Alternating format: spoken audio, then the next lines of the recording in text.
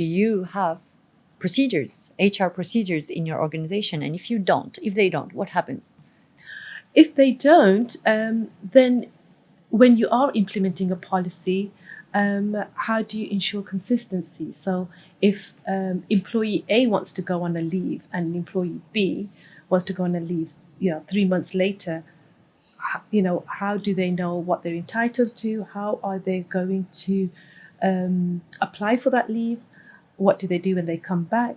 So procedures are very important in order to have consistency within the organization. So that's when we go from the policy to the procedure. So we go from the rule to how I actually apply it. So not only we need a set of policies, but we also need a set of procedures. And I can imagine the organizations and the entrepreneurs out there saying, oh my God, I have so much to do. I don't want to worry about that. And maybe also most of them don't even think it's necessary because we begin with 3-4 employees and it's manageable with the flexibility of the startup, right? But then all of a sudden it becomes overwhelming. So what is your advice? How can we from the beginning kind of like circumvent this topic and get it right from the beginning, even if we are just a very small startup? So my advice for that would be that it's just as important as looking at your P&L or your forecast. These are your people, and coming back to my other point, it's the values that you and the culture that you want to install from day one within the organization, and then set that foundation that you can build on. So it could just be a rule book, a handbook, an employee handbook with policies and procedures. And as you grow within organizations, and what we've seen is like, especially with startups, first they'll have a few employees, and they're like, okay, they'll be relying on the labor law, and they're constantly having to go back and look at the labor law, which, as you know, is evolves. Hard to read and evolves. Yeah, yes, complex. Exactly, and you don't want to be in any gray area.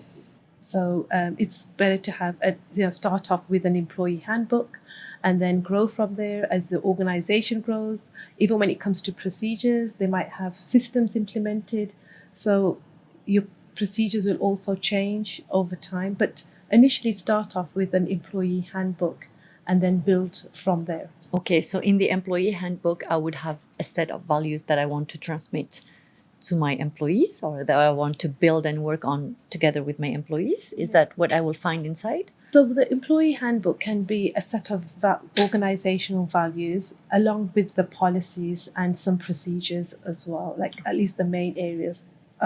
Like payments, like holidays, exactly, yes. Like employees' loans, advances, if any, everything that end of service, etc.